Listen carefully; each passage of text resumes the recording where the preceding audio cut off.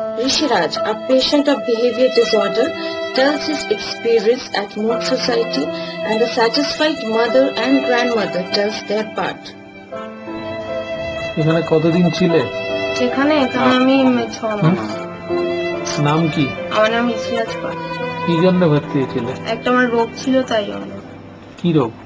রোগ হচ্ছে ব্যারাকপুরে যেটা করতাম, প্যান্ট খুলে দিতাম এবং সবাইকে নেকেড ফিগার করে দেখাতাম, তাই জন্য আমাকে এখানে পাঠানো হয়েছে। আর স্কুলে সবাইকে মারধর করতাম, এবার আমাকে সবাই মারতো।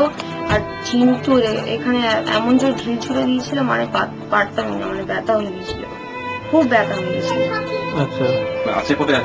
আজকে আমি বর্ধমান চলে যাচ্ছি, বাড়ি যাচ্ছি। আর মন খারাপ করো না, আমার সবাইকে মনে কার কার সঙ্গে সঙ্গে যাচ্ছি বলে দিচ্ছে। এই যে আমার দিদা, আমার মা আর আমার দাদা।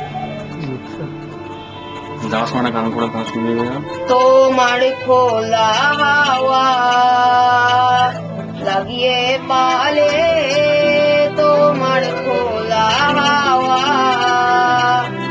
টুকরো করে কাছি, আমি ঢুকতে রাজি আছি, আমি ঢুকতে রাজি আছি, তোমার খোলা হাওয়া।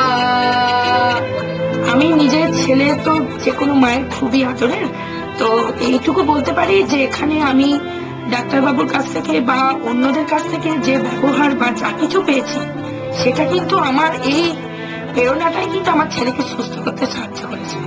এর থেকে আমি কিছু জানি না, কেননা আমি যে অবস্থায় ওকে দিয়েছিলাম তার থেকে আমি কিন্তু মানে 200% স্যাটিসফাইড। এটাই আমার কাছে বিশাল বড় পাওনা। আমি এর ভেতরে আর বেশি ঢুকতে চাই না, আমি আমার ছেলেকে দিয়ে বিচার করতে চাই। আমি ওকে যেভাবে দেখেছি বা যেভাবে এখন যাচ্ছে বাড়ি হাসি মুখে, বা নিজের কত ভদ্রতা, কত সৌজন্যবোধ এই যে শিখেছে, আমি এটা আশা করিনি। কিন্তু মুড এমন একটা মুড সোসাইটি, এবং এখানকার সবাইকার, শুধু ডাক্তারবাবু নন, আপনারা যারা রয়েছেন, ও মাসি মামা সবাইকে সম্পর্ক পাঠিয়েছে, সবাইকার কাছ থেকে যে ভালোবাসা, যে প্রেরণাও পেয়েছে, আমি তো মোস্ট সোসাইটিকে আমি কোনোদিনই ভুলব না। এবং যারা এই ধরনের রুগী, তাদেরকে আমি উৎসাহ দেবে এবং তাদেরকে আমি বলবো যে তোমরা এখানে নিয়ে যাও, তারা আবার আগেকার মতো জীবনযাপন করার সম্পূর্ণরূপে সুস্থ হয়ে পড়বে।